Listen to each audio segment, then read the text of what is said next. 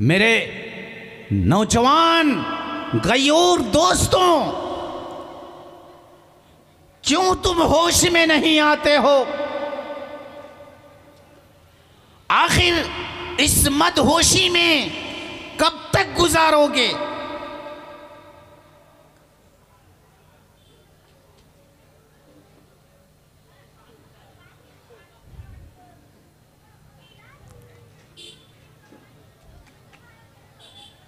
तुम्हारा इस्लाम जद में आ गया है,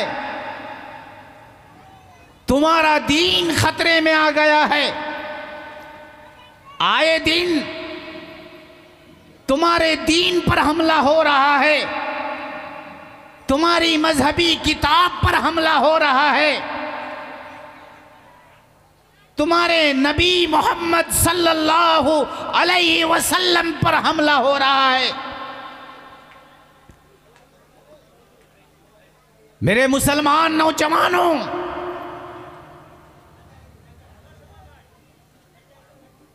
क्या तुम मुल्क के हालात नहीं देख रहे हो?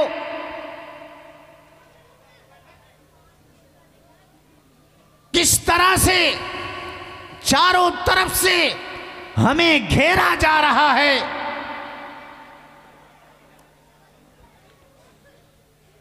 हम पर चारों तरफ से हमलों के तीर बरसाए जा रहे हैं। एक दिन की भी सुबह ऐसी नहीं होती है, सूरज कोई दिन रोशन नहीं होता है, कोई रात ऐसी हम पर नहीं गुजरती है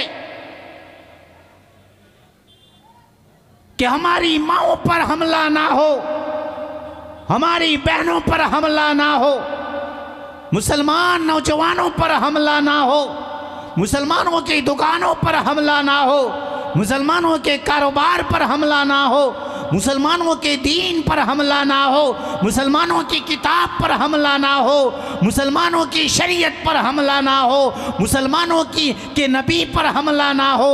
मेरे भाइयों, बुजुर्गों, दोस्तों, आखिर तुम कहां हो?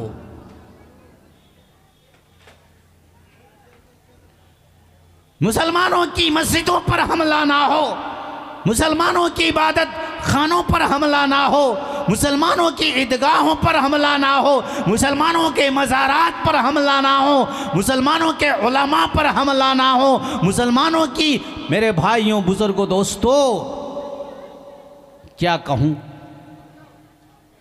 आज हमारे वक्फ प्रॉपर्टी पर भी हमला करने की नापाक कोशिश हो रही।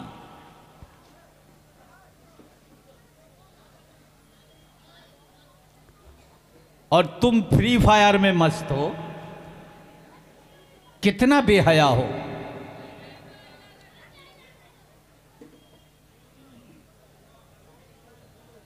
आज उम्मत खून के आंसू रो रही है। आज दुनिया में उम्मत मुस्लिमा चीख रही है, पुकार रही है, नौजवानों तुम मेरी मदद के लिए आओ। और तुम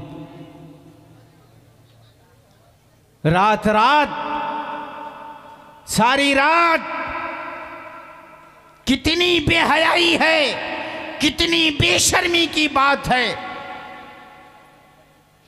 तुम जुए में मस्त हो, तुम फ्री फायर में मस्त हो।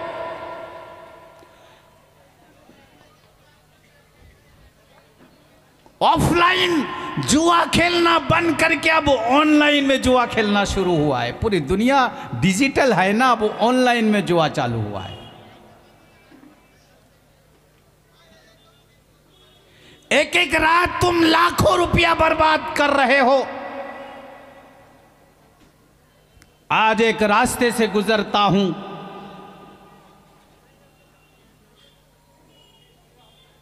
तो मगरिब के बाद से अंधेरा होते ही लबे सड़क रास्ते के किनारे हमारे नौजवानों को देखता हूं मोबाइल लेकर, हाँ, चल रहा है उनका कारोबार।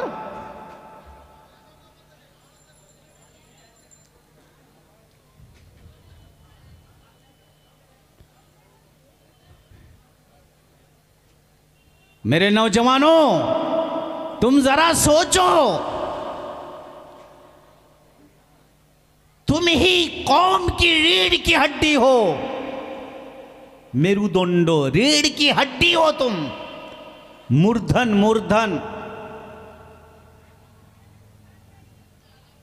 तुम्हारे ऊपर ये कौम डिपेंड करती है, तुम ही कौम के भरोसा हो, तुम ही कौम के मुस्तकबल हो, तुम ही कौम का इन फ्यूचर हो, तुम ही कौम का सब कुछ हो नौजवानों।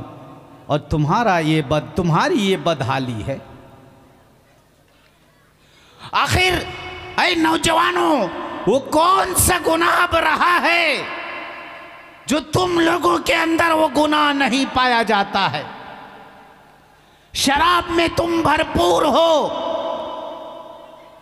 जिना में तुम मस्त हो, जुआ तुम लोगों का शेवा बन गया है।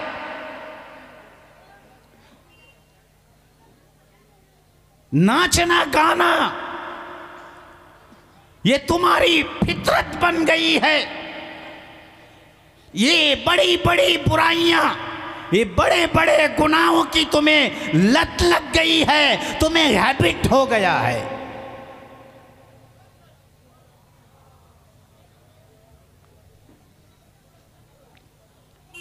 हैबिट, एडिक्शन हो गया है, लत लग गई है। आप लोगों को भी पता चले कि मौलवी साहब को भी थोड़ी बहुत अंग्रेजी आती है, बीच बीच में बोलना पड़ता है ऐसा।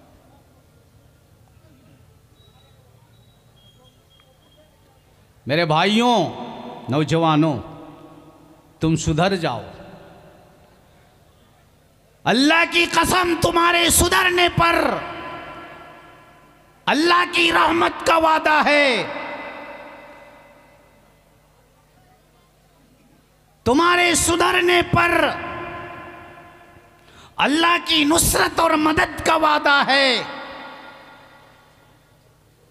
तुम सुधर जाओगे, पूरी कौम सुधर जाएगी।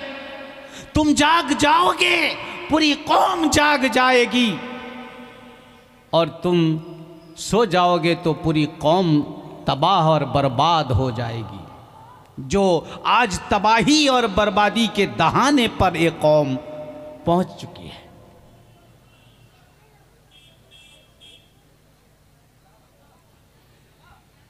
कसम खुदा की, 2 साल के अंदर ऐसे 20 वाकया ये भगवानपुर चत्तर में, भगवानपुर चंडीपुर जो हम आपस में ज्यादा मिलते जुलते हैं, ऐसे 20 वाकया मेरे पास पहुंचा है। बड़े बड़े घराने के बच्चे जो कई कई करोड़ जुए में हार गए हैं, कई कई करोड़। मैं झूठ बोल रहा हूं?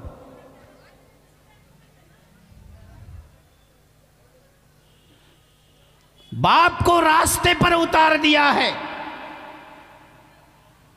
नंगा कर दिया है, तबाह और बर्बाद कर दिया है। मुझे याद है, मैं ईद के दिन ईदगाह में मैं ये अर्ज कर रहा था कि आज तक मुझे पढ़ के आने के बाद 30 साल हो गया है, 32 साल। तो 32 साल में बहुत ज्यादा अगर मैंने कमाया है तो मुझे लगता है कि बस बहुत ज्यादा 40 लाख तक कमाया हूं 32 साल में। और जो अभी जिंदगी जो भी बाकी है, मुझे लगता है कि कितना कमा लूंगा, 50-60 लाख पूरी जिंदगी में कमा लूंगा। और हमारे इन नौजवानों का हाल ये है कि ये महीनों में करोड़ों रुपया इस तरह से जाए और बर्बाद कर दे रहे हैं जुए में।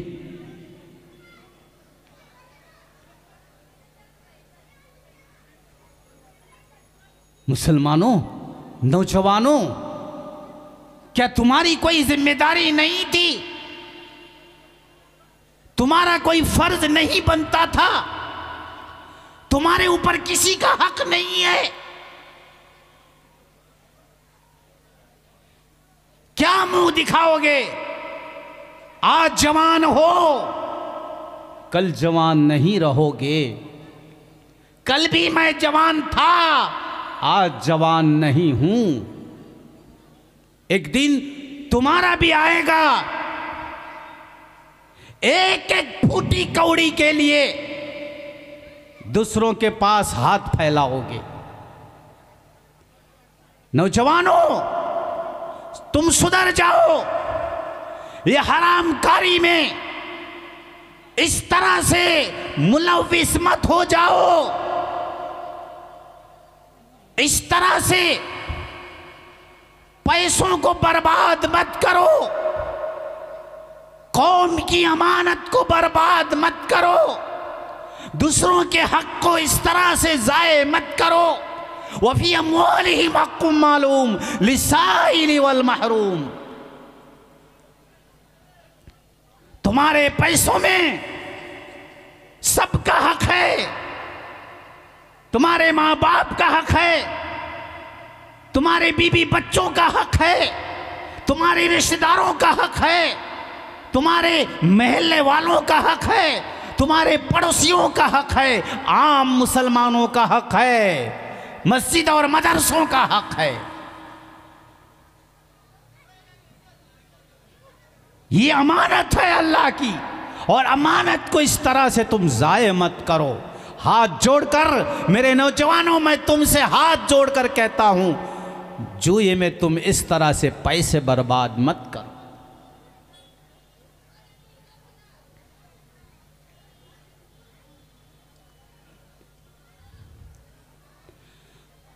मैं आज इस दुसिया की सरजमीन पर यह दावे के साथ हदीस और कुरान की रोशनी में कहकर जाता हूं, लिख लो आप, चाहे वो कौम मुसलमान हो, चाहे वो कौम ईसाई हो, चाहे वो कौम यहूद हो, चाहे वो कौम कोई और सिख और पंजाबी या हिंदू हो, जो भी हो, जिस कौम के अंदर ये तीन बुराई पैदा हो जाएगी, आहिस्ता आहिस्ता वो कौम तबाह और बर्बाद हो जाएगी। एक नंबर में शराब, दूसरे नंबर में सूद, और तीसरे नंबर में जिना। जिना, शराब, सूद, ये ऐसा खतरनाक गुनाह है।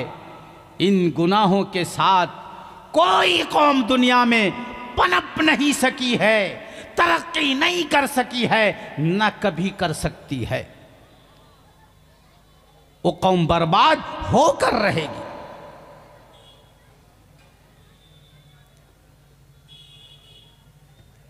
आज घर घर में शराब पिया जा रहा है, छुप छुप कर शराब पिया जा रहा है। हमारे नौजवान अंदर अंदर से शराब के आदी बन जा रहे हैं। हमें मालूम है शराब कितना खतरनाक गुनाह है। कभी हमने सोचा है कि शराब कितना खतरनाक गुनाह है? मेरे पास अक्सर फतवे आते रहते हैं। मैं बोलता रहता हूं कि शौहर ने बीवी को 3 तलाक दे दी, और फतवे में लिखता है कि नशे की हालत में शराब पीकर उसने 3 तलाक दी है। गोया वो ये कहना चाहता है लिखने वाला कि नशे की हालत में 3 तलाक दी है शराब पीकर, लिहाजा ये तलाक वाकई नहीं होनी चाहिए।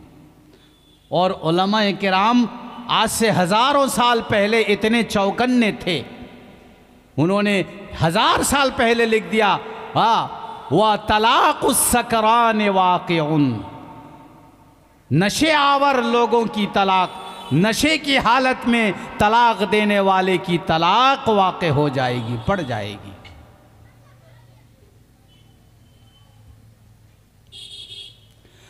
नबी करीम सल्लल्लाहु अलैहि वसल्लम ने फरमाया, अल खम्रु जम्माउल इस्मी, कि शराब इतना खतरनाक गुनाह है कि ये गुनाहों का जड़ है।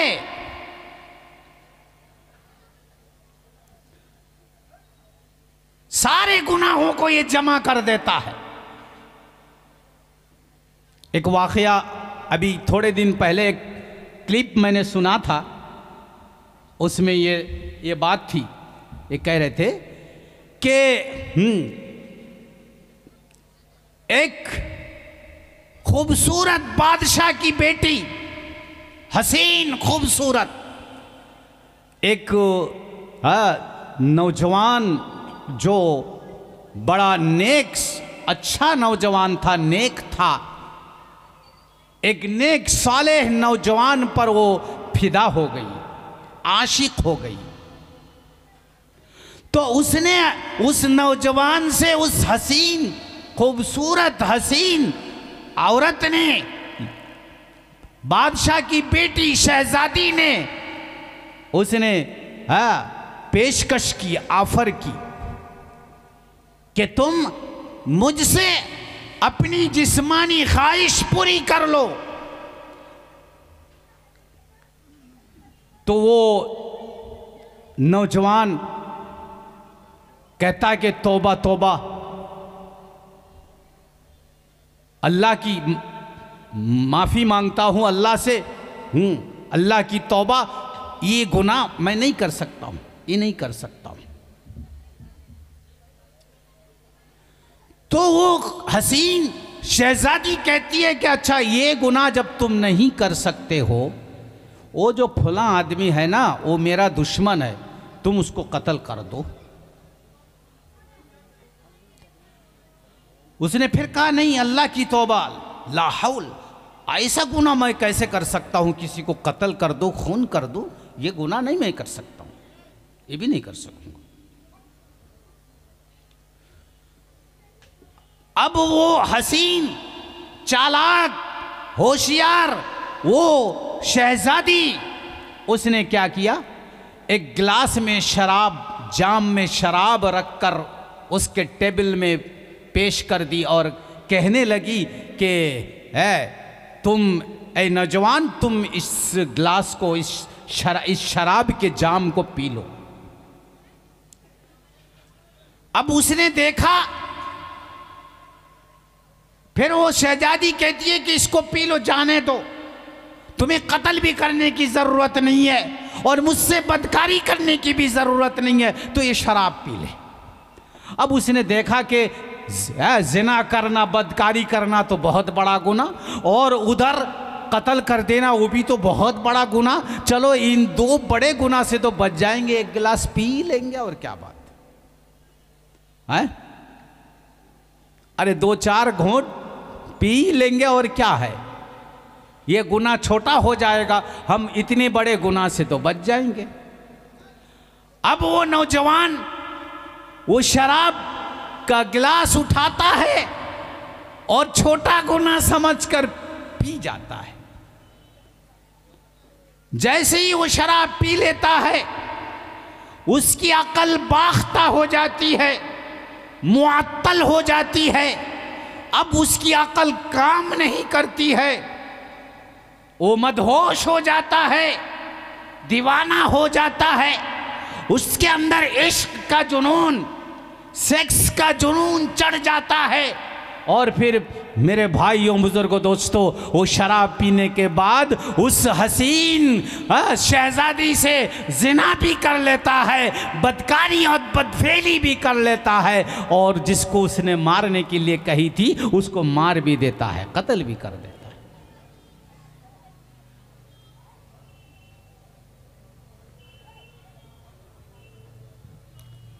हो गया ना कितना खतरनाक गुनाह।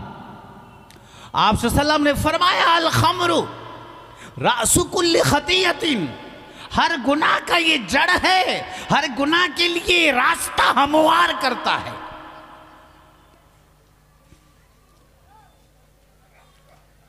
लेकिन हमारे नौजवान इसको फैशन समझते हैं, शराब पीना है, और भी वो भी फिर देसी नहीं पीते हैं, अंग्रेजी शराब पीते हैं। उसमें गुनाह कम होगा शायद, ला हौला।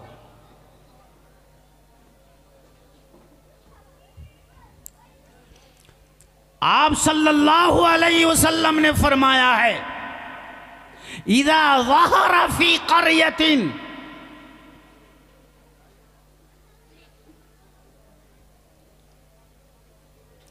अर्रिबा वज़्ज़िना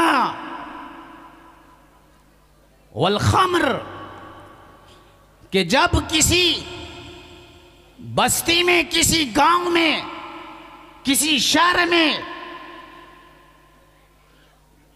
जिना आम हो जाता है, सूद आम हो जाता है, शराब आम हो जाता है, हल्ला बिहल बाला, वो गांव वाले, वो बस्ती वाले, वो शहर वाले अल्लाह के अजाब के मुस्तहिक हो जाते हैं, फिर अल्लाह का अजाब उन पर वाजिब हो जाता है।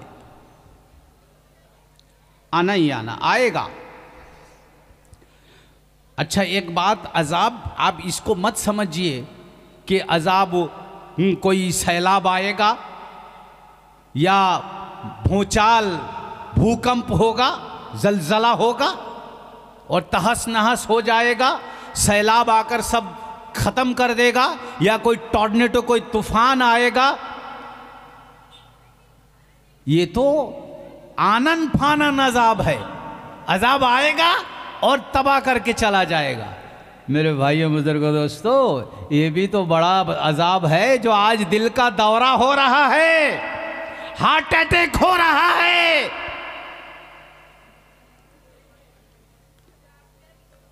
आपको हर साल ऐसे कितने नौजवानों की खबरें मिलेंगी कि फलां नौजवान की मौत हो गई है, अचानक रात में हार्ट अटैक आया है, यूं दर्द शुरू हुआ, घंटे 2 घंटे में काम खत्म। ये अजाब नहीं है?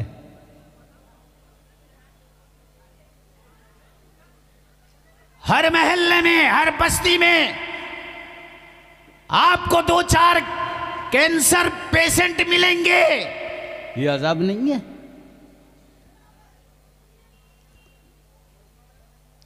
एक एक घर में दर्जनों में बीमार पाए जाते हैं। कई कई लोग, एक ही घर में 2-4 शुगर पेशेंट हैं, 2-4 को थायराइड है, 2-4 को एसिडिटी की बीमार है, गैसेस की बीमारी है, पता नहीं पूरे घर का घर पूरा बीमार है। ये बीमारी, ये अजाब नहीं है?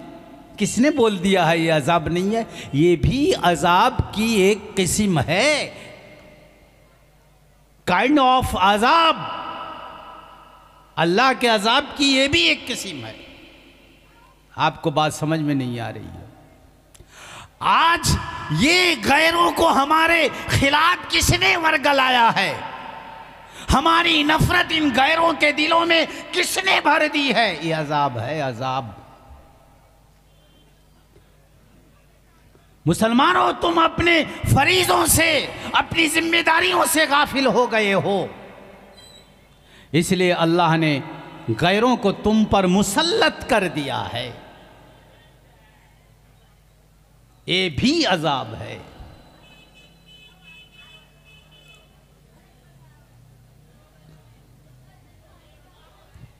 अल्लाह के नबी सल्लल्लाहु अलैहि वसल्लम फरमाते हैं कि शराब पीने वाले पर अल्लाह की लानत है, शराब पिलाने वाले पर भी अल्लाह की लानत है, शराब बनाने वाले पर भी अल्लाह की लानत है, शराब बनवाने वाले, बनाने के हुक्म देने वाले पर भी अल्लाह की लानत है, शराब ढोने वाला, ले जाने वाले पर भी अल्लाह की लानत है, और शराब जिनके वास्ते ले जाया जा रहा है उस पर भी अल्लाह की लानत है। शराब का बोतल बेचने वाला, खरीदने वाले पर भी अल्लाह की लानत है। मुसलमानों, तुम शराब की बोतल है खरीदते हो, फोड़ दो उसको, तोड़ दो, मत खरीदो। उससे गुनाहों की मदद होती है। एक मर्तबा जिब्रील अलैहिस्सलाम अल्लाह के नबी सल्लल्लाहु अलैहि वसल्लम पर के पास तशरीफ लाए। हजरत जिब्रील अमीन ने आप सल्लम से फरमाने लगे, ऐ मोहम्मद, अल्लाह की तरफ से मैं आया हूं और अल्लाह ताला ने ये कहा है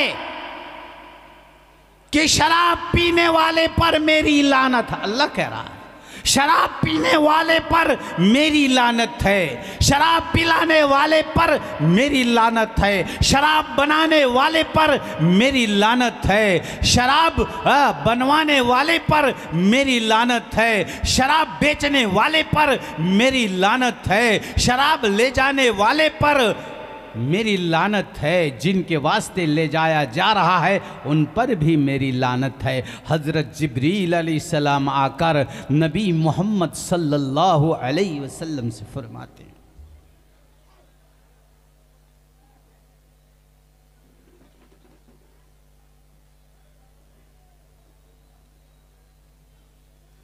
आज मेरे नौजवान इस खतरनाक गुनाह को गुनाह ही नहीं समझते, इस बुराई को बुराई नहीं समझते कि ये गुनाह हमारी कौम में, हमारे माहौल में, हमारी सोसाइटी में, हमारे घरानों में कितना जहरीला असर छोड़ रहा है, इन्हें खबर भी नहीं है।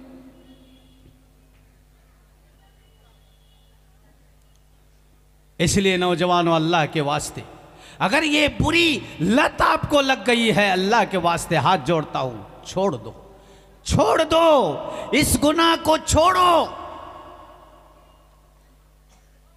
अगर अपनी बीवी को खुश देखना चाहते हो, अपने बच्चों को खुश देखना चाहते हो, अपने माँ बाप को खुश देखना चाहते हो, इनकी दुआएं अगर तुम्हें चाहिए तो अल्लाह के वास्ते शराब पीना छोड़ो। तुम भी बर्बाद होगे, तुम्हारा घराना भी उजड़ जाएगा, तुम्हारी औलाद भी बर्बाद होगी, और तुम्हारी सोसाइटी भी बर्बाद होगी, और तुम्हारा महल्ला भी बर्बाद होगा। बर्बादी चमन के लिए एक उल्लू काफी है, फिर उस चमन का क्या आलम होगा जिसकी हर शाख में उल्लू बैठा हो। मेरे भाइयों, बुजुर्गों, दोस्तों,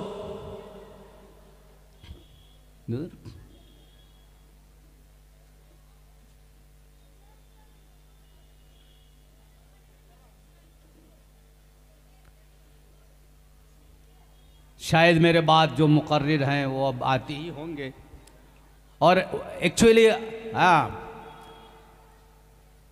आई एम नॉट लेक्चरर, मैं कोई मुकर्रिर आज का नहीं हूँ। ये तो मैं दोस्ताने के खातिर, मोहब्बत के खातिर, आप लोगों की चाहते हैं, मोहब्बतें हैं, इसलिए हर साल की तरह इस साल भी आप लोगों से कुछ अर्ज कर दे रहा हूँ, क्योंकि आप अपने हैं। गुस्सा अपनों पर निकाला जाता है, दिल का भड़ास अपनों पर निकाला जाता है, दिल की बात अपनों अपनों से कही जाती है, बेगानों से हम क्या कहेंगे। हमें बेगानों से शिकायत नहीं है, अपनों से शिकायत है।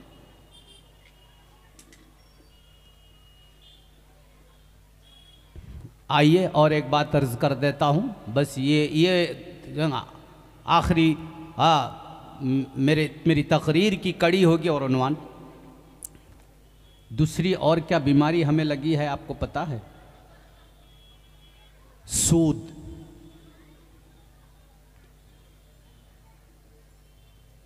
जैसे शराब से भी ज्यादा तेजी के साथ, रफ्तारी के साथ हर घर घर में सूद पहुंच गया है। और कसम खुदा की जब कुरान पढ़ता हूँ और नबी करीम सल्लल्लाहु की अहादीस पढ़ता हूँ तो मुझे लगता नहीं है कि शिर्क और कुफ्र के बाद, शिर्क और कुफ्र के बाद क्या सूद से भी कोई बड़ा गुनाह है दुनिया में? मुझे लगता नहीं है। एक ही हदीस से आपको समझ में बात आ जाएगी कि सूद कितना खतरनाक और संगीन जुर्म है। और आज के दौर में अगर दूसरा गुनाह से बहुत सारा घर बचा हुआ है, लेकिन सूद एक ऐसा गुनाह है कि मुश्किल से कोई गांव का कोई घर बचा होगा जिस घर वाले सूद के साथ किसी भी तरह से जुड़े हुए नहीं है, मुलव्विस नहीं है। अल्लाह के नबी सल्लल्लाहु अलैहि वसल्लम मेरे धूसिया के नौजवानों और मेरे मुरब्बियान, मेरे बुजुर्गान, मेरे हम उमर, मेरे अहबाब, मेरे दोस्तों, मेरे भाइयों, आज आप भी ये सुनते जाइए। अगर सुने भी होंगे आज मेरी जुबान से, मेरे अंदाज में आप भी सुनते जाइए। नबी करीम सल्लल्लाहु अलैहि वसल्लम फरमाते हैं कि सूद के गुनाहों का 73 दर्जा है, 73 दर्जे हैं सूद के गुनाहों के। एकदम 73, 72, 70, 69 है, फिर 80, 68, 68, 67, इस तरह से आप एक के बाद एक उतरते आइए। और आखिरी एक नंबर में जो आएगा, ऊपर से नीचे का जो दर्जा का जो गुनाह है, नबी करीम सल्लल्लाहु फरमाते हैं कि सबसे अदना, सबसे गुनाह, सूद का अदना दर्जे का गुनाह है कि अपनी माँ के साथ 37 मर्तबा ज़िना करने के बराबर। इससे बढ़कर आपको और क्या चाहिए? इस गुनाह की, इस बुराई, इस यानी गुनाह की सजा, और कितना बड़ा गुनाह, इस हदीस से आपको जरूर एहसास हो रहा होगा कि कितना सख्त तरीन गुनाह है।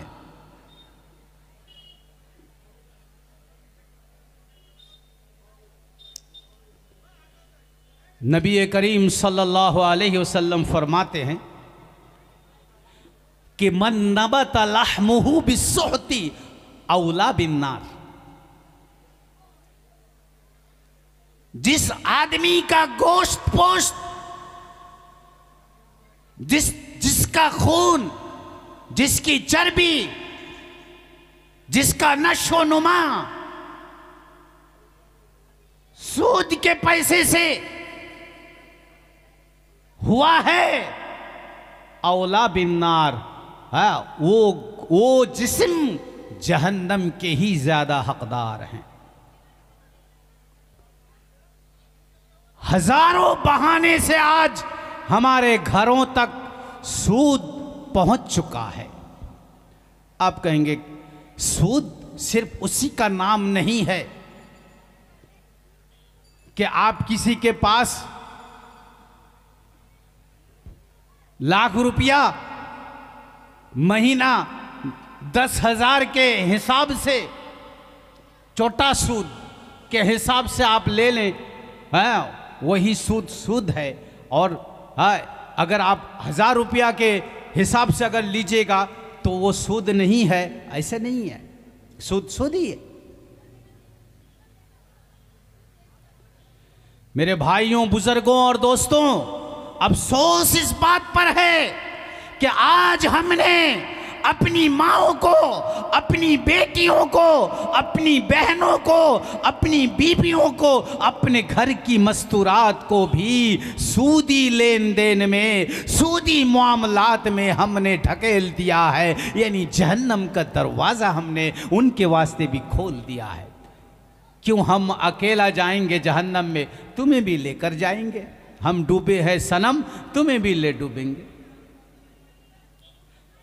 ये क्या है जो आज हमारे इन इलाकों में जो ग्रुप लोन, बंधन लोन, ये सब लोन के नाम से जो कारोबार चल रहा है, सूदी मामला चल रहा है।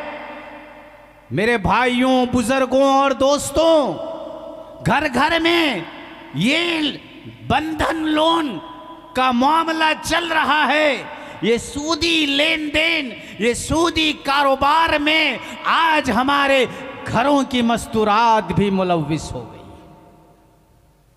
आप दिल में हाथ रखकर बोलिए, ये सही है या नहीं? मुझे लगता नहीं है। अंदर अंदर से कितने लोग ऐसे छुपे रुस्तम छुप छुप कर सूदी लेन देन में मुब्तला हैं, सूद में पैसा खटा रहे हैं, दे रहे हैं। मेरे भाई बुजुर्गों दोस्तों, और ओपन तो दे ही रहे हैं। बाद बस्तियां ऐसी भी हैं, आप भी जानते होंगे, मैं भी जानता हूं, सभी जानते हैं, जिन बस्तियों में अक्सर लोग, वहां का कारोबार ही यही है, बस सब सूदी कारोबार है। कितने ऐसे वाकयात हैं, बेचारे गरीब आदमी सूद में पैसा लिए हैं, अब पैसा सूदी रकम बढ़ते बढ़ते इतना बढ़ गया है कि अब वो दे नहीं पा रहे हैं, तो उनका घर रजिस्ट्री करवा लिया जा रहा है, उनका जायदाद ले लिया जा रहा है, उनके घरों की जो दलील है वो दलील ले लिया जा रहा है। मेरे भाई उधर से कितने लोग मौत की घाट पर भी उतर गए। मुसलमानों, मेरे नौजवानों, आप इन गुनाहों को क्यों गुनाह नहीं समझ रहे हैं? इन बुराइयों को आप बुराई क्यों नहीं समझ रहे हैं? कुरान कहता है फ़इल्लम तफ़अलू फ़अज़नू बिहर्बिम मिनल्लाहि व रसूलिही।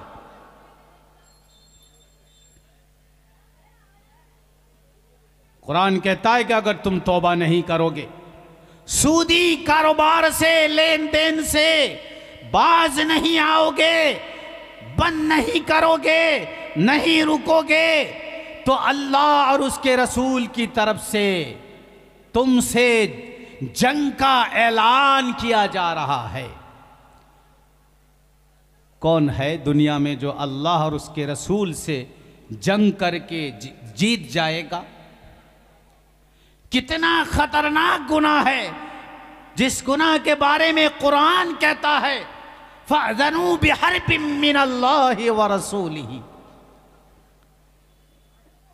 कि अल्लाह और उसके रसूल का ऐलान सुन लो, तुम्हारे साथ अल्लाह और उसका रसूल जंग का ऐलान करता है। ऐसा नहीं है कि मैदान में सूदखोर वालों के साथ अल्लाह और उसके रसूल उतर आएंगे और जंग करेंगे, लड़ेंगे। अल्लाह की तरफ से ये ऐलान करना, यही बहुत बड़ी बात है। ये जंग आज नहीं होगी, मरने के बाद ये जंग शुरू होगी।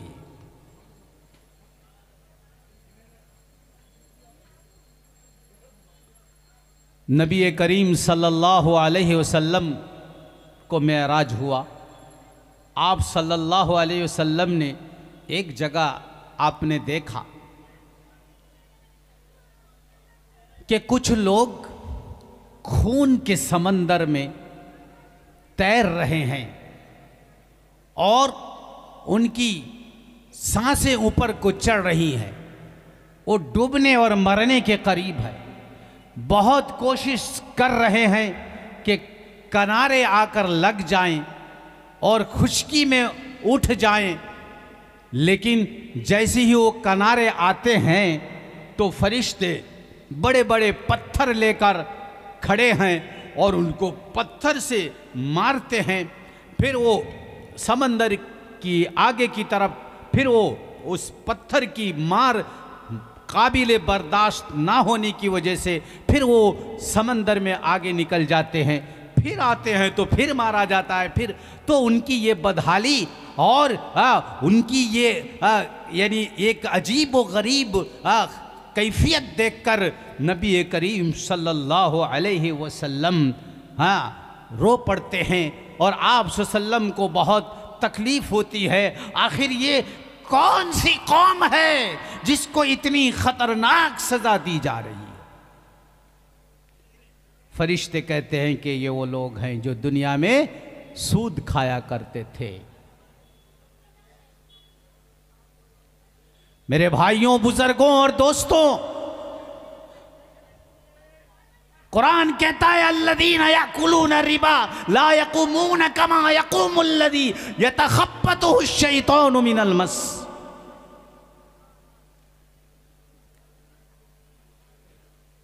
जैसे किसी पर जीन और भूत सवार हो जाता है और बिल्कुल वो मजनून और दीवाना की तरह बन जाता है, बाल को पकड़ पकड़ के छेड़ने लगता है, अजीब अजीब हरकत करने लगता है।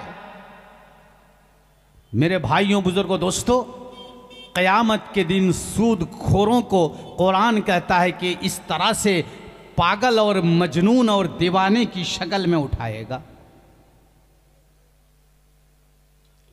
उस दिन, क़यामत के दिन, जो इतना हवलनाक दिन होगा, दिल दहला देने वाला वक्त होगा, नफसी नफसी का आलम होगा, लेकिन इसके बावजूद इन सूदखोरों की तरफ लोग देखकर हैरत करेंगे और अफसोस करेंगे, आखिर ये लोग कौन है?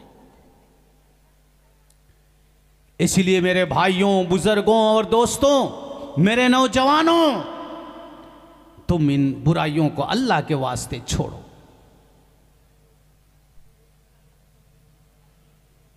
कसम खुदा की, अगर इन बुराइयों को हम छोड़ देंगे तो मैं ये वादा करता हूं आप लोगों से, मुझे अल्लाह की जात से 100% ये उम्मीद है कि अल्लाह सुब्हानहू व तआला हम पर रहमत की निगाह से देखेगा। हमें रहमत की निगाह से अल्लाह देखेगा और हम पर अपनी रहमत निछावर करेगा। और मेरे भाइयों, बुजुर्गों, दोस्तों, हमारे साथ अल्लाह रहम और करम का मामला करेगा। मुसलमानों, इसलिए हमें चाहिए कि हम अपने हालात को बदलें। कुरान कहता है इन्नल्लाह ला युगय्यिरु मा बिक़ौमिन हत्ता युगय्यिरु मा बिअनफुसिहिम। अगर हम खुद अपनी हालात को बदलने की कोशिश नहीं करेंगे, अल्लाह हमारी हालात को नहीं बदलेगा। हम बदलने की कोशिश करेंगे तो अल्लाह हमारी मदद करेगा, फिर अल्लाह हमारी तरफ मुतवज्जे होगा, अल्लाह हमारी हालात को बदल देगा। इसलिए आज इस कौम के अंदर जो बुराइयां हो रही हैं, खुलेआम जो बुराइयां हो रही हैं, मैंने एक हदीस शुरू में आप लोगों से पढ़ी थी और कुरान करीम की एक आयत मैंने तिलावत की थी। कुरान कितना साफ साफ कहता है तावनु अलल बिर्रि वत्तक़वा वला तावनु अलल इस्मि वल उद्वान। लोगों, तुम नेकी के कामों में, दीनी कामों में, अच्छे कामों में, सोशल वर्क में, समाजी कामों में, लोगों के फायदा के लिए, खिदमत खल्क के लिए, इस तरह से अच्छे कामों के अंदर तुम एक दूसरे का हाथ बटाओ, एक दूसरे का कोऑपरेट करो, एक दूसरे की मदद करो, एक दूसरे का ताउन करो। तावनु अलल बिर्रि वत्तक़वा वला तावनु अलल इस्मि वल उद्वान। और तुम गुनाहों के कामों में एक दूसरे की मदद मत करो, बुराइयों में एक दूसरे की मदद मत करो।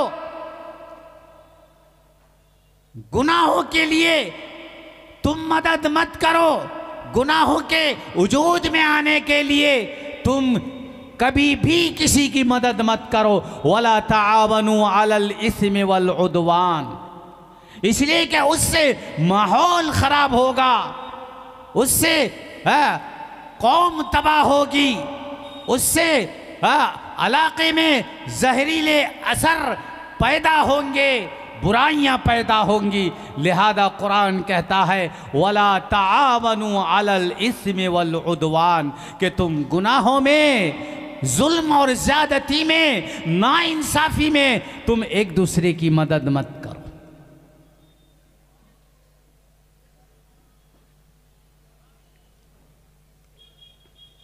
मैं फिर एक बार, एक साल के बाद मौका मुझे मैसर हुआ है, मिला है, मैं एक बार फिर और अर्ज करता हूं, इस इलाके में जो लोग बाअसर लोग हैं, जिनको अल्लाह ताला ने सलाहियतें दी हैं, जिनको अल्लाह ताला ने असर व रसूख दिया है, जिनको अल्लाह ताला ने ताकतें दी हैं, हिम्मतें अता की हैं, जिनको अल्लाह ने पावर दिया है, मकाम दिया है, ओहदा दिया है, कुर्सी दी है, ऐसे भाइयों से, पढ़े लिखे लोग हैं, समझदार लोग हैं, मालदार लोग हैं, जिनकी बात चलती है, जिनके लोग यानी इत्तेबा करते हैं, जिनको लोग मानते हैं, मेरे भाइयों, बुजुर्गों, दोस्तों, ऐसे लोगों से फिर एक बार मैं हाथ जोड़कर ये अर्ज करूंगा, चाहे वो नौजवान हो, चाहे वो अधेड़ उम्र के हों, चाहे वो उम्र रसीद हो, जिस उम्र के भी हों, छोटे हों या बड़े हों, सबसे मैं मिन्नत समाजत के साथ ये अर्ज करूंगा, मन रआ मिनकुम मुनकरन फलयुगय्यिरहु बियदिही। अगर आप अपनी कामयाबी, अपनी औलाद की कामयाबी, अपनी आने वाली नस्ल की कामयाबी, अपनी कौम की कामयाबी, बहबूद, कामरानी, तरक्की अगर चाहते हैं तो मेरे भाइयों, बुजुर्गों, दोस्तों, मन रआ मिनकुम मुनकरन फलयुगय्यिरहु बियदिही। खुलेआम जो बुराइयां हो रही हैं, खुलेआम जो तमाशे हो रहे हैं, खुलेआम जो माहौल बिगाड़ा जा रहा है, खुलेआम जो माहौल खराब किया जा रहा है, मेरे भाइयों, बुजुर्गों, दोस्तों, खुलेआम बुराई करने वालों को रोको, समझाओ। मारने पीटने की जरूरत नहीं है, बुरा भला कहने की जरूरत नहीं है, गाली गलौज करने की जरूरत नहीं है। मेरे भाइयों, बुजुर्गों, दोस्तों, ठंडे दिमाग से आप उनको बुलाइए, उनके सर पर हाथ रखिए, अपनी मेहरबानी का हाथ उनके सर पर रखिए, उनके पीठ पर हाथ रखिए, मोहब्बत के साथ, ठंडे दिमाग से, आप इज्जत के साथ। मेरे भाइयों, बुजुर्गों, दोस्तों, ऐसे नौजवानों को, जुल्म करने वाले, खुलेआम बुराई करने वाले, खुलेआम नाइंसाफी करने वाले, मेरे भाइयों, बुजुर्गों, दोस्तों, उन्हें बुलाइए, उन्हें बुलाकर इस तरह से बंद कमरे में आप समझाइए, इंशाअल्लाह आपकी बात का असर होगा उसके दिल में, आपकी बात मुअस्सिर होगी इंशाअल्लाह। ज़रूर आपकी का ये तरीक़ा उन लोगों की हिदायत के लिए रास्ता हमवार करेगा। मेरे भाइयों, बुजुर्गों, दोस्तों, ये आप कीजिए, ये तरीक़ा अपनाइए, इंशाअल्लाह आपके इलाक़े से एक एक बुराई छट जाएगी, दूर हो जाएगी, ख़त्म हो जाएगी और आपको एक बेहतरीन सोसाइटी मिलेगी, एक बेहतरीन माहौल मिलेगा, एक दीनदार माहौल मिलेगा, एक शरीफ माहौल मिलेगा, एक संजीदा माहौल मिलेगा, आपको एक इंटेलिजेंट माहौल मिलेगा, अच्छी औलाद आपको मिलेगी, अच्छी नस्ल आपको मिलेगी, आपका भविष्य रोशन होगा, आपका मुस्तकबल रोशन होगा, आपका फ्यूचर रोशन होगा। मेरे भाइयों, बुजुर्गों, दोस्तों, और तालीमी गुल खिल जाएगा और तालीम का माहौल तैयार होगा, एजुकेशन का माहौल तैयार होगा, अखलाक का माहौल तैयार होगा, दीनदारी का माहौल तैयार होगा, पर्दा पुशीदा का माहौल तैयार होगा, बेहयाई बेशर्मी ख़त्म होती जाएगी अगर हमारे ये ज़िम्मेदार लोग इस ज़िम्मेदारी को निभाएंगे। क्यों भाई, मौलाना नहीं आ रहे, क्या बात है?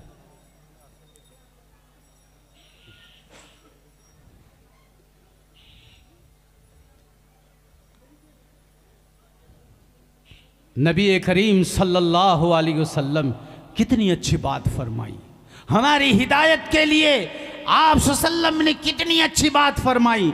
मन रआ मिनकुम मुनकरन फलयुगय्यिरहु बियदिही,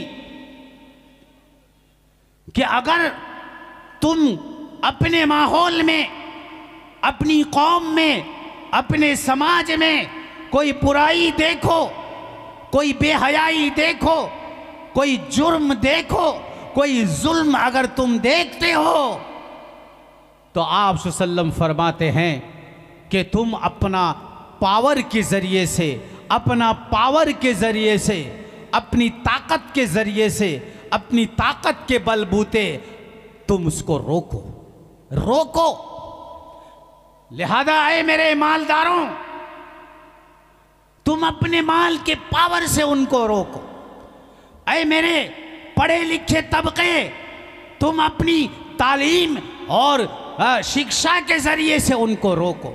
ऐ मेरे समझदार तबके, तुम अपनी समझदारी के जरिए से रोको। ऐ मेरे नेताओं, तुम अपनी नेतागिरी के जरिए से तुम उनको समझाओ और रोको। अपना पावर उन बुराइयों को रोकने के लिए इस्तेमाल करो।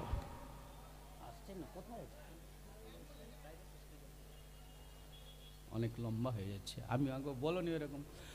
तो इसलिए मेरे भाइयों, बुजुर्गों और दोस्तों,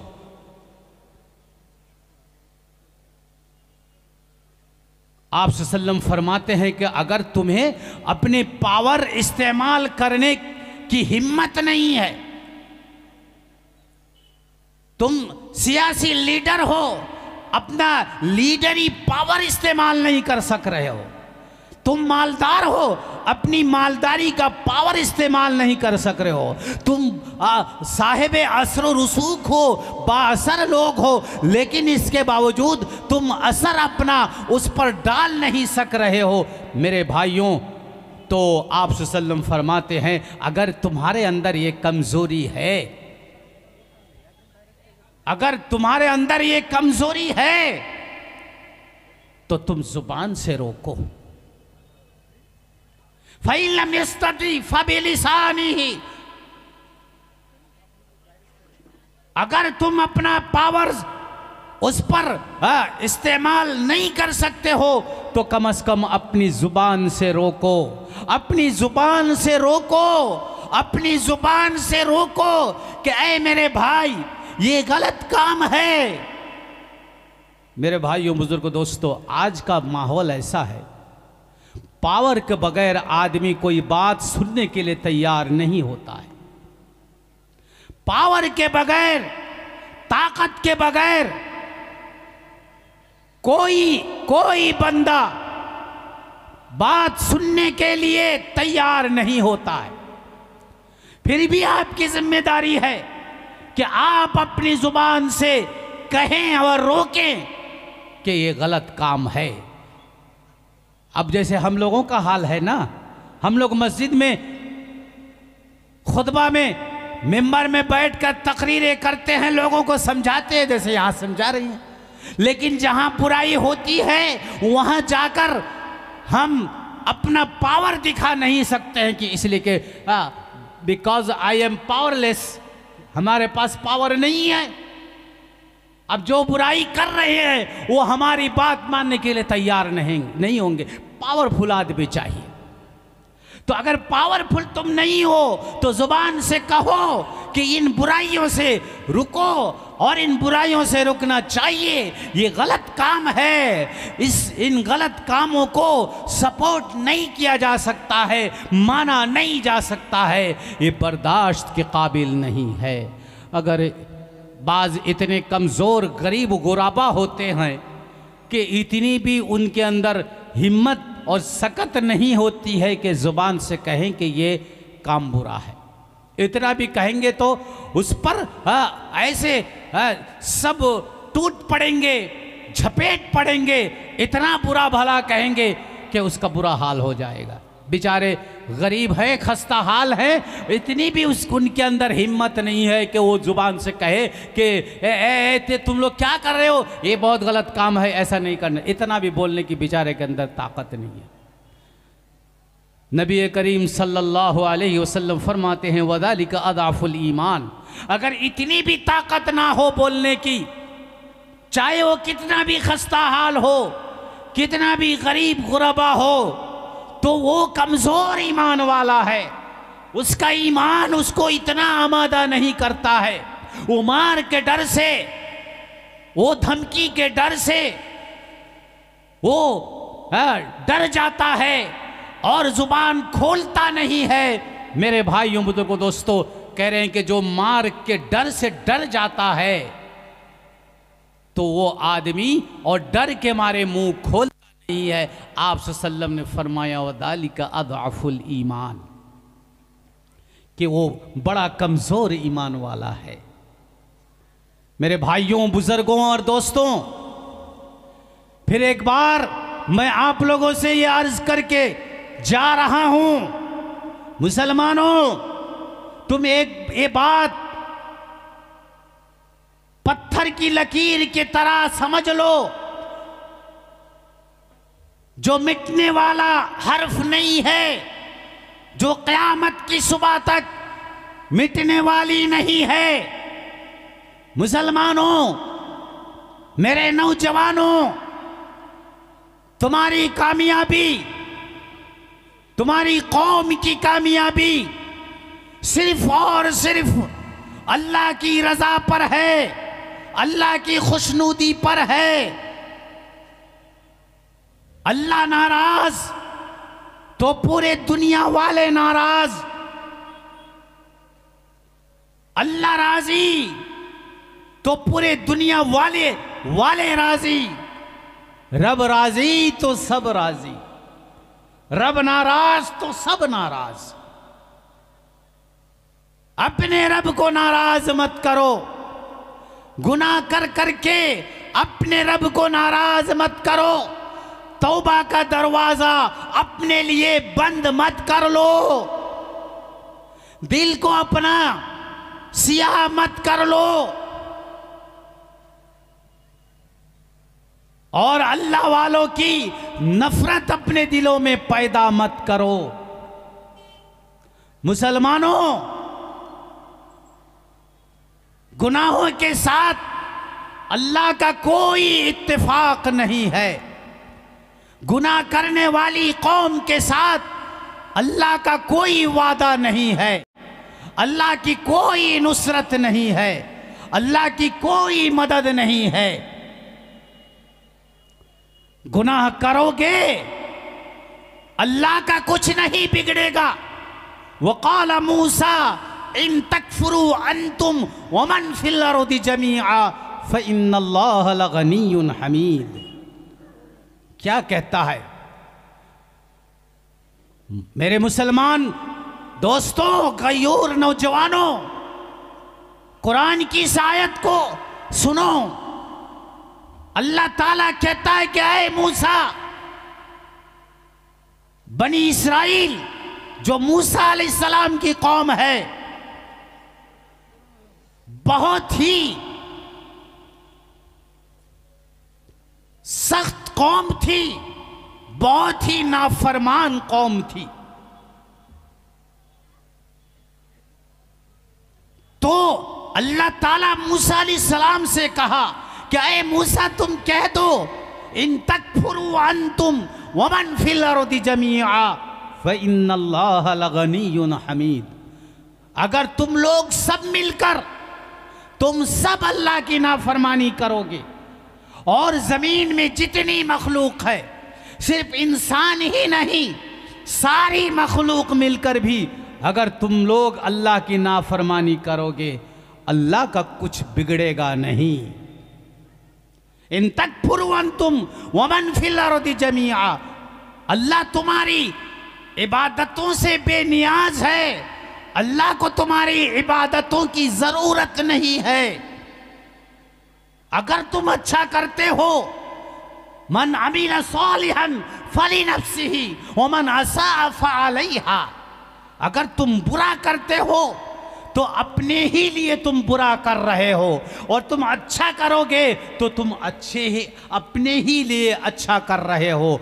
तुम्हारी इबादत से अल्लाह को कोई फ़ायदा नहीं है, अल्लाह की उलूहियत में कुछ इजाफा नहीं हो जाएगा, अल्लाह की रुबूबियत में कुछ बढ़ नहीं जाएगा, अल्लाह की शान और अजमत बढ़ नहीं जाएगी। अल्लाह अपनी शान और अजमत के साथ, जब तुम पैदा नहीं हुए थे, जब ये कायनात को नहीं बनाया गया था, उस वक्त भी अल्लाह अपनी शान और अजमत के साथ था, अब है और रहेगा। अल्लाह को किसी की इबादत की जरूरत नहीं। इसलिए मुसलमानों, तुम अल्लाह को नाराज करके दुनिया की कामयाबी, दुनिया की इज्जत, दुनिया की सरवत, दुनिया की खुशहाली तुम पा नहीं सकते हो।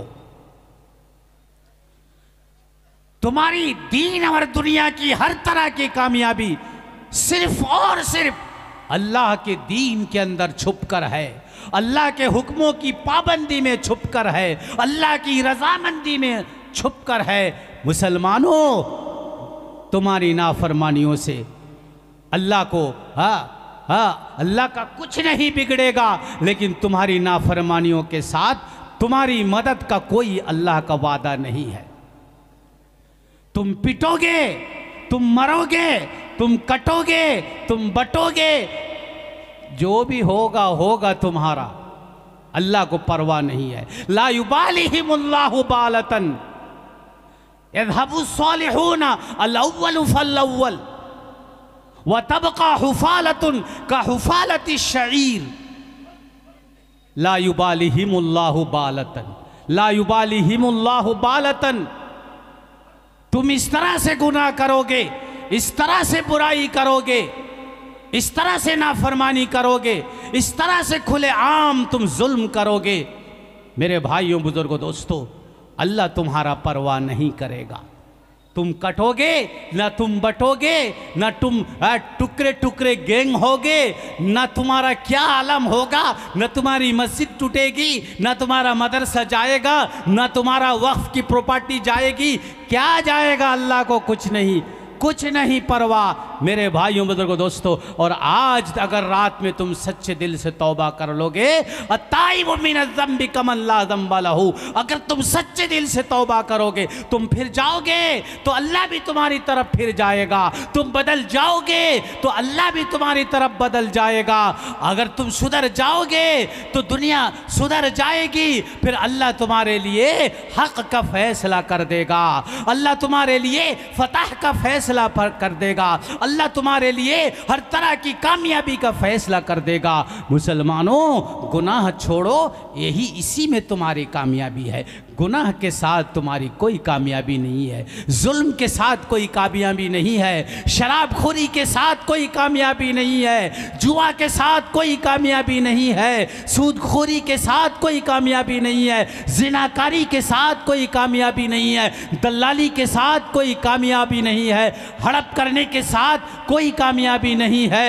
मेरे भाइयों, बुजुर्गों, दोस्तों, नाइंसाफ़ी के साथ कोई कामयाबी नहीं है। मुसलमानों, तुम अच्छी सोसाइटी बनाओ, अच्छी सोच पैदा करो, आने वाली जनरेशन के अंदर अच्छी सोच पैदा करो। तुम शराब पियोगे, तुम जिना करोगे और तुम सूद खाओगे, तुम दलाली करोगे और मेरे भाइयों, बुजुर्गों, दोस्तों, तुम लड़ोगे, मरोगे, सियासत करोगे, तो जाहिर सी बात है कि इन बुराइयों का असर जो है तुम्हारी आने वाली नस्ल में यानी 100%, 100% इसका असर उन पर पड़ेगा और ये इस रंग से वो रंगेंगे। मेरे भाइयों, बुजुर्गों, दोस्तों, जितने तुम बुरे नहीं होंगे उससे ज़्यादा वो आने वाली तुम्हारी नस्ल बुरा होगी। इसलिए मेरे भाइयों, बुजुर्गों, दोस्तों, हमारे बाद जो हमारे आज के मदऊ मुकर्रिर, जो मुंतखब मुकर्रिर, जिनको बाकायदा आज आप लोगों को के लिए उनकी खिताबत के लिए उनको दावत दी गई है, तशरीफ़ फरमा है। मेरे भाइयों, मैं तो बग़ैर किसी उन्वान के इतनी लंबी बात कर ली है। अगर मेरी बात अच्छी लगी है तो अल्लाह का शुक्र है, अगर अच्छी नहीं लगी है तो मुझे वापस कर देना है। लेकिन मेरे भाइयों, बुजुर्गों, दोस्तों, मैं अपने लिए कुछ नहीं बोला हूँ। मैं चाहता हूँ कि मैं भी सुधर जाऊँ, मेरा लड़का भी सुधर जाए, आप भी मेरे भाई हैं, आप भी सुधर जाएं, आप भी मेरे औलाद हैं, आप भी सुधर जाएं, हमारी कौम सुधर जाए, हम सुधर जाएं, हम सब अच्छे हो जाएं। यही जलसा का सही मकसद है। लोगों को जमा करना, मेला लगाना, तमाशा करना, खाना पीना, अड्डा लगाना, लाइटिंग करना, होटलिंग करना, दुकानदारी लगाना, ये जलसा का मकसद नहीं है। हम कुछ इबरत हासिल करें, हमें कुछ यहाँ से सबक मिले, कुछ अच्छी बातें हमें सुनने को मिले, कुछ हमारी हिदायत के लिए रास्ता निकले, हमवार हो। यही जलसा का मकसद है। अल्लाह से दुआ है हमारे दोनों मेहमान ज़बरदस्त अल्हम्दुलिल्लाह जो अभी आप लोगों के सामने जलवा अफरोज़ हैं, वो तो है ही हमारे बंगाल के मायनाज मुकर्रिर, इस वक्त नौजवान मुकर्रिरों में माशाअल्लाह बेहतरीन मुकर्रिर हैं। मुदल्लल बातें करते हैं, जुक्ति संगत तो हर बात करते हैं, बड़ी तारीख़ी बात करते हैं अल्हम्दुलिल्लाह। सियासत में, तारीख़ में बहुत उनको अबूर हासिल है, कमाल हासिल है, आप सुनेंगे उनकी बात। लेकिन इनके बाद जो बाहर से मेरठ, दिल्ली मेरठ से जो मेहमान आए हैं, अल्हम्दुलिल्लाह मुझे मालूम है, कई तकरीरों में मैं उनके साथ रहा हूँ, प्रोग्राम में रहा हूँ, ज़बरदस्त बात करते हैं, बेहतरीन लहजे में बात करते हैं, बेहतरीन तकरीर करते हैं। अल्लाह का फ़ज़ल है, आप लोगों ने ऐसे बड़े बड़े ख़तीबों को यहाँ जमा किया है, आप लोगों की मोहब्बत में सब आए हैं। लिहाजा जैसे इस वक्त ये मजमा जमा हुआ है खचाखच, मैं चाहता हूँ कि आखिरी दुआ तक ये मजमा ऐसी ही खचाखच भरा रहे, तब हम जानेंगे आप लोग वाक़अतन अल्लाह और उसके रसूल की मोहब्बत में यहाँ आए हैं। कौन कौन आखिरी दुआ तक बैठेंगे, हाथ उठाकर दिखाइए तो। अल्लाह आप लोगों को तौफीक अता फरमाए। अगर बहुत ज़्यादा कोई सख्त ज़रूरत ना पड़े तो अल्लाह के वास्ते वो जो आए हैं वो यानी शेख हैं, यानी पीर साहब हैं, पीर साहब को शेख बोलते हैं। इतनी कम उम्र है, पीर साहब हैं, बहुत कम बात करते हैं, बहुत अल्लाह वाले हैं, बहुत बड़े आलिम भी हैं, सब हर एतबार से बहुत अच्छे हैं। उनकी दुआ में आप लोग शरीक होते जाइएगा। मुसाफिर हैं, दुआ लेकर आखिरी दुआ के बाद आप लोग यहाँ से जाइएगा, फिर आप लोगों का ये जलसा कामयाब। मेरी दुआ तो है ही, मैं पूरा घर तक जाते जाते आप लोगों को दुआ ही देते जाऊँगा। अल्लाह के वास्ते मुझे गाली मत दीजिएगा। अल्लाह आप लोगों को सलामत रखे, अच्छा रखे, दिल से मेरी दुआ है। आप लोग खुश रहें, आबाद रहें। अल्लाह आप सबको, हम सबको, पूरी उम्मत को अच्छा रखे। व आखिरु दावाना अनिल हम्दुलिल्लाहि रब्बिल आलमीन।